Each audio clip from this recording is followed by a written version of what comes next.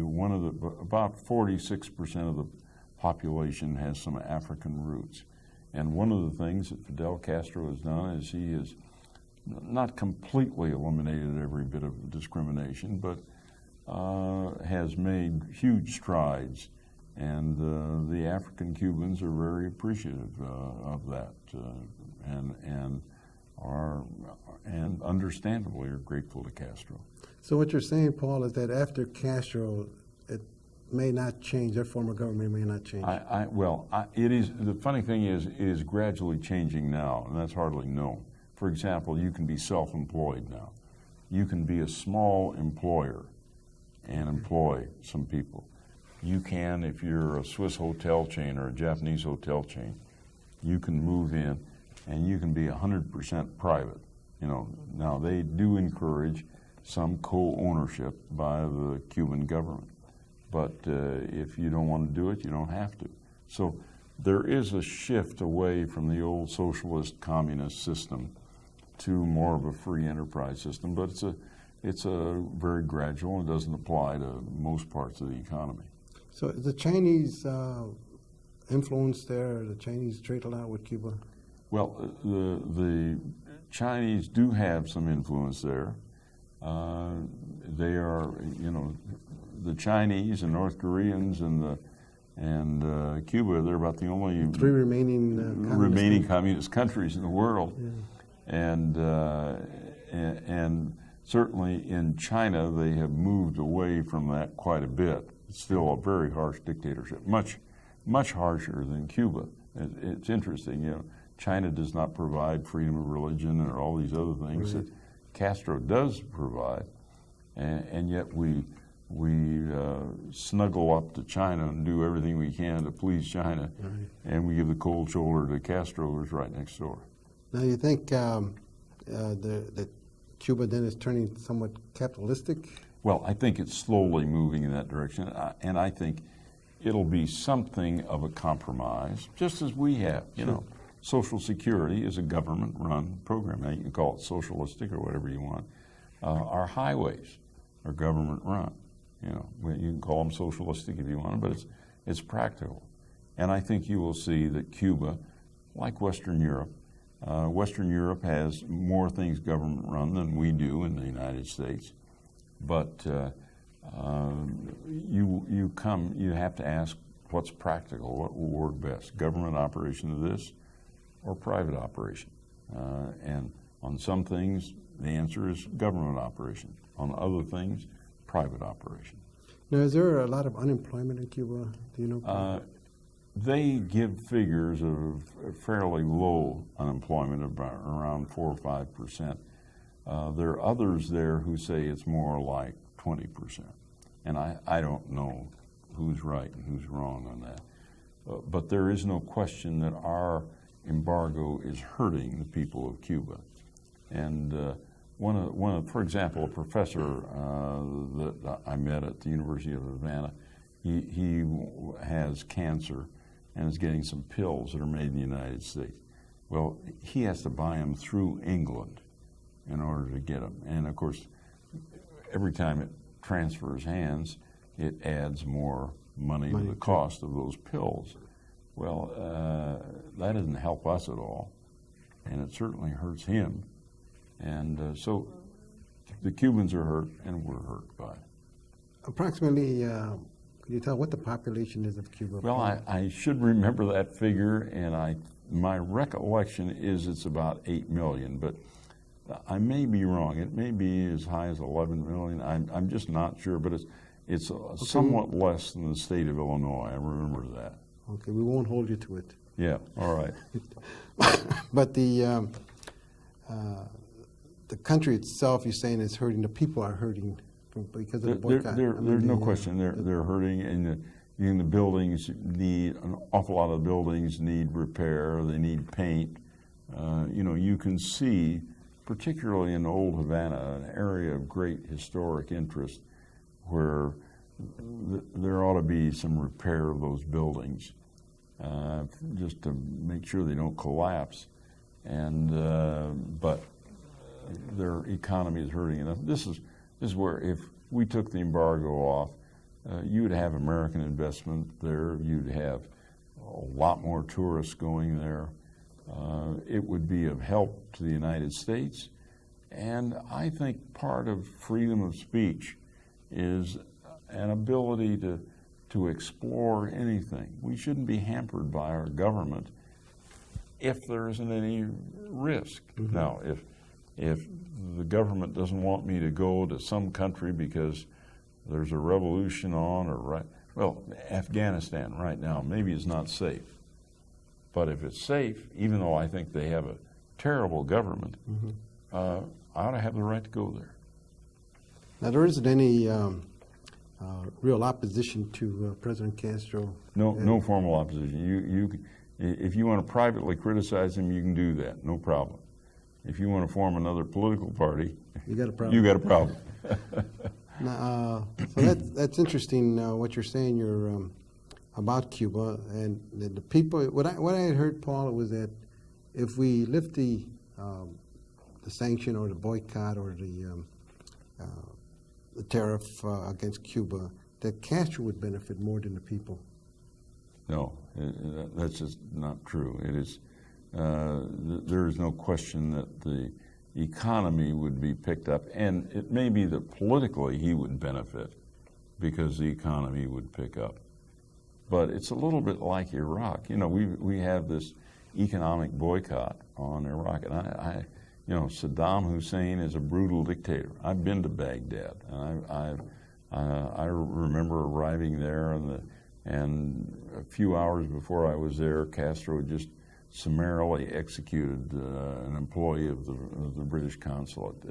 But having said that, I think the Pope is correct when he said that when we have these economic embargoes on countries, unless it is a very unusual situation where all the nations join in it, you're not hurting the leader, you're hurting the people.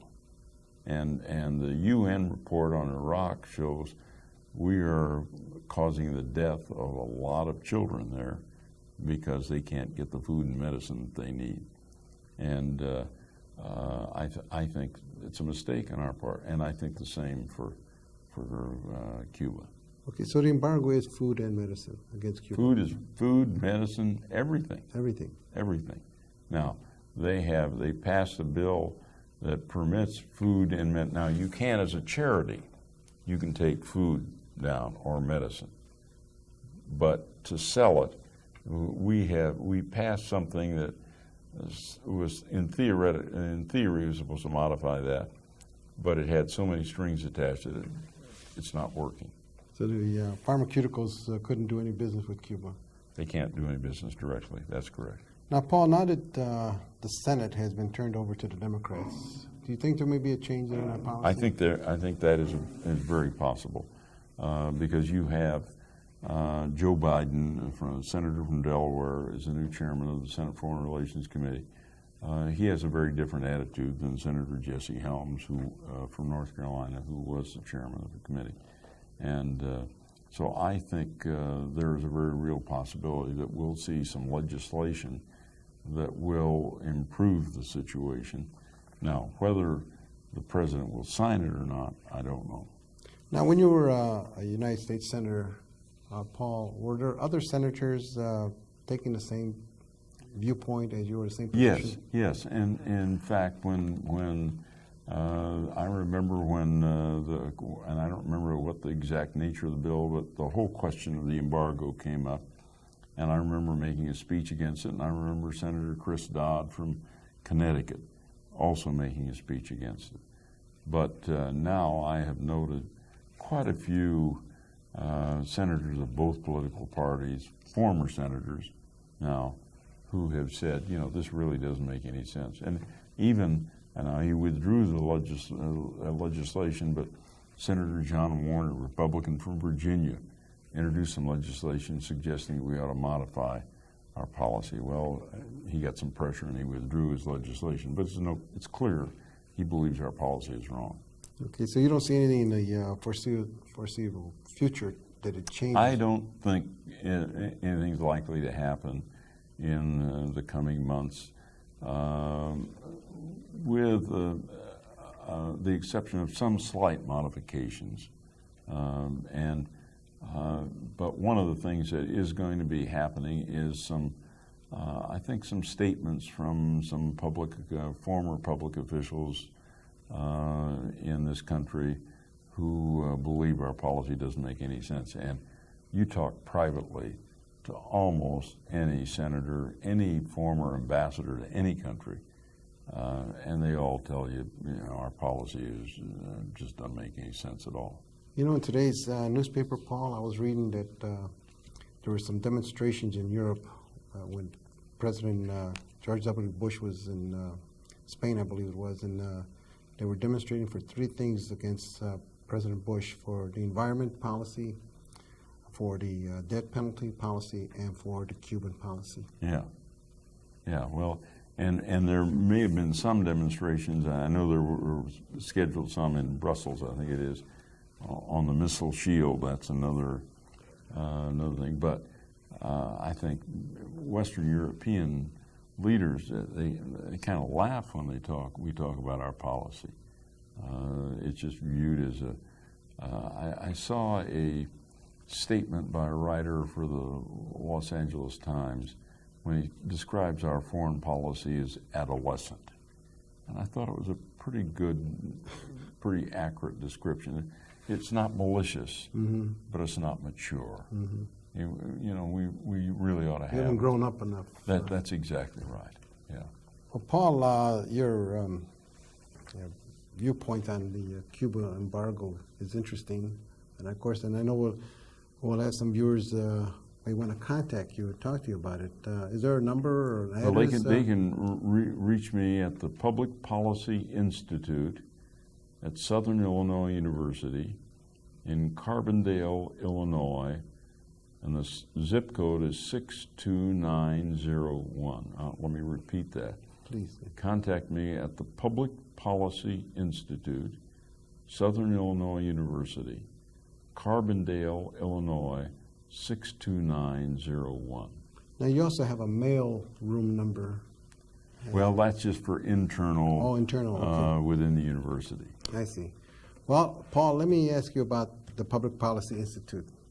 Tell us about that institute. Now, I can get a commercial in here. Tell us all about it. Well, when I left the United States Senate, I did not want to become a lobbyist. I don't mean any disrespect to people who are lobbyists, and it's a legitimate part of our operation, but that's not my cup of tea. And I told my former colleagues, if I contact you on anything, it's because I believe in it, not because somebody's paying me to do it. I could have made a lot more money than I'm making now as a teacher, but as a teacher, I will maybe get a chance to mold things more in the future. And so we have this Public Policy Institute, and we differ from, I think, every other public policy institute in the nation. And then we have a bottom line: is it possible that something concrete can happen? And so when we have a symposium on something, we make concrete recommendations. And it's not just getting together and having a nice bull session. And I think that's perfectly proper, but I'm 72 years old. I want to see something happen. I don't want to just have a nice discussion. And so we have looked at everything from the religious community and the question of poverty in our country. When I was young, I was involved in the civil rights movement, and you had the religious community was telling us this is a moral issue. Well, poverty is a moral issue.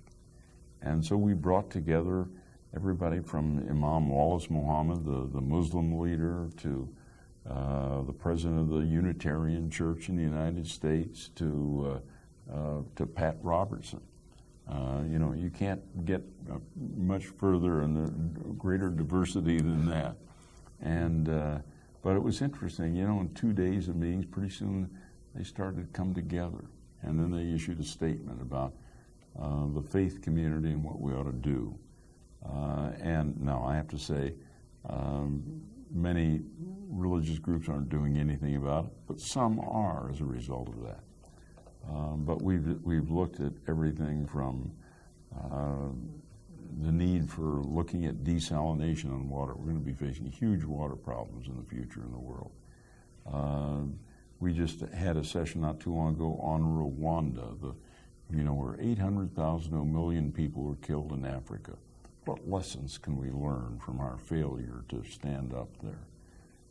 So we do, and then we bring in speakers from both political parties. We had Jim Baker there a few weeks ago, former Secretary of State. We had Barbara Bush, as well as Democratic speakers. We had David Broder, the newspaper columnist. So we try to bring some diversity to the campus, but also to stimulate thinking. How can we improve things? How can we build a better world? That's what you've been interested in all your life. All the time, trying to make changes in public policy, Paul. Yeah, and that's why you have this program. That's why we do it. It's actually an educational session that we're having, and we hope that our viewers would listen to what we have to say, especially you from your background and experience in public office. And what you're trying to do is make some actions or some changes in public policy. And I admire you, Paul, because you take the guts to take a position. I mean, sometimes it's risky and it's not a popular position, but you do take a position, and that's good. We need that kind of leadership in our society. Yeah, one of the problems is we're doing too much leadership by taking polls. Taking a poll and then doing what the poll says isn't leadership. That's just following. That's anemic. And you use the term that this is an educational program that you have. And you don't know who you're reaching out there and what influence they may have. And one of the things I've learned is those little things really make a difference. And let me give you a very practical illustration. About 6 weeks ago, Elizabeth Dole, Bob Dole's wife, called and said, I thought you'd be interested. I spoke in Peoria, went through the Peoria airport, and this young woman stopped me and said, could I shake your hand? And she said, of course. And she said, well, I took Paul Simon's course at Southern Illinois University. I did a term paper about you. And she said, as a result of taking that course, I want to devote my life to public service. Now, this is a student who didn't say much, just mostly sat in the class. You don't know whether you're reaching anybody or not. And when you and I talk into that television camera, we don't know whether we're reaching anybody or not, or whether they're sitting here, maybe falling asleep while I'm talking here right now. Well, Paul, I just want to say this. I really appreciate you coming to the Political Roundtable and talking about Cuba and your Public Policy Institute. And if our viewers are interested in making contact, again, Paul, I would like you to repeat how they can contact you again. Yes, and we'd be happy to send you some information about what we're doing at the Public Policy Institute. But it's the Public Policy Institute, Southern Illinois University, Carbondale, Illinois, 62901. Now, you formed this institute in 1997? Yes, right after I left the Senate. I went to Carbondale, to Southern Illinois University. I had all kinds of job offers after I announced I was going to leave the Senate, and I guess about 35 from various universities from Massachusetts to California. But Southern Illinois is my home, first of all, but also Southern Illinois University has a high percentage of students who are first-generation college students. Also has a high percentage of minorities. And I figure I can do more to help them than teaching at a university where, you're getting the cream of the crop. Right. And where those students, frankly, they don't need me as much as those students that I'm teaching down at Southern Illinois University. Paul, I want to ask you a political question. Since this is a political roundtable, I want to ask you, are you going to run for public office again? No. That's an easy question to answer. And I enjoyed public office. And if there are young people watching this program, I hope you'll consider it. And if I can use an illustration of why it's important. Way back when, I helped to inaugurate the policy of saying that all young people with disabilities have to be helped by our public schools. Prior to our passage of that, a lot of public schools said, if you're blind, if you're deaf, if you're in a wheelchair, we're not going to help you. A majority of the mentally retarded were being given no help by our public schools. And so we passed this legislation, and then if you have a real good memory, Augie, you may remember I tried to get the Democratic nomination for president back in 1988. Right. And I spoke at Hamilton High School in Milwaukee, Wisconsin, and they knew about my involvement in passing that legislation. And they arranged for a chorus of retarded young people to sing for me. Really? And first they recited the preamble to the Constitution. Pretty impressive for Very a group impressive. of retarded. Very impressive. And then they sang, "This is my country." Beautiful. And I tell you, it shook us all. I had about a dozen reporters with me. I can remember turning around, looking in the back of the room, and there was Diane Terrell from ABC with tears running down her cheeks. And I looked at those young